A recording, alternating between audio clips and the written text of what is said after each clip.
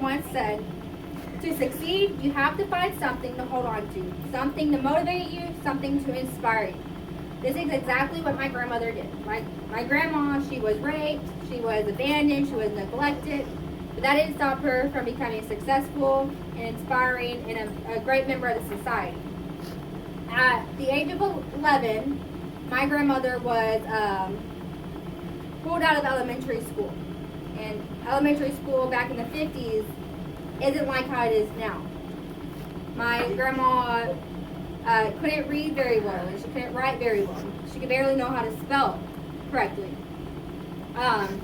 While her mom was busy at work, bringing home an income, my grandma, being 11 years old, who still needed to be mothered herself, had to basically be a mom to her little brother. She had to take care of him during the day. She had to cook, she had to clean, she had to wash the clothes. And washing the clothes back then, it wasn't as simple as just throwing the soap in the washer and then toss it in the dryer. She had to go in the bathtub with the washboard and scrub all of her clothes and hang them up to dry. During the summer, she was made to go pick cotton in the fields. Her hands would bleed and be ripped to shreds from all the thorns. Her stepdad, he was an abusive father figure.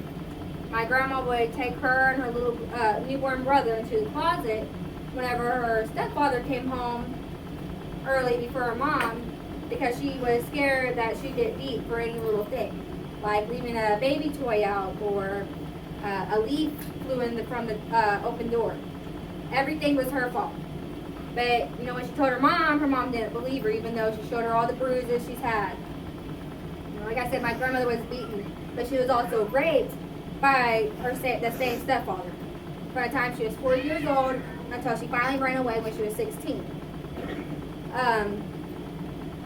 She escaped all of this by getting married at 16. Not long after she got married, she became a mom. She ended up having 7 kids, and she also raised her sister's 2 children because she passed away in a car accident.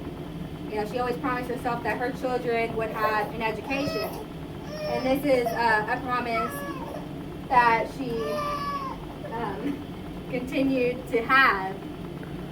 All of them went on and got a high school diploma while doing extracurricular activities.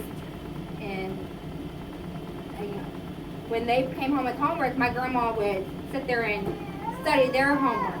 And eventually, after all 9 children were grown, she was like, okay, I'm going to go get my GED. She studied day, she studied night, she studied pretty much 24/7 until she went and did it. Not long after that, she went to college, and it might have taken her a little while, but she got her bachelor's degree, and then she became an ER nurse. My grandmother's hardship has inspired me to go back to school after dropping out. Her overcoming all of that hardship makes me realize that anything is possible. I can achieve anything and beat every obstacle. If my grandmother can become successful, she had many reasons to give up, why can't you?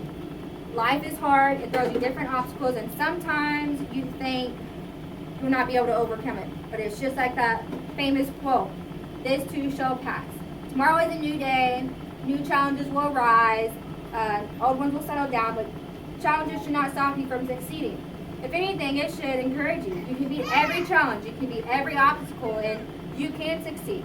My grandma did it, and so can you. And don't stop it.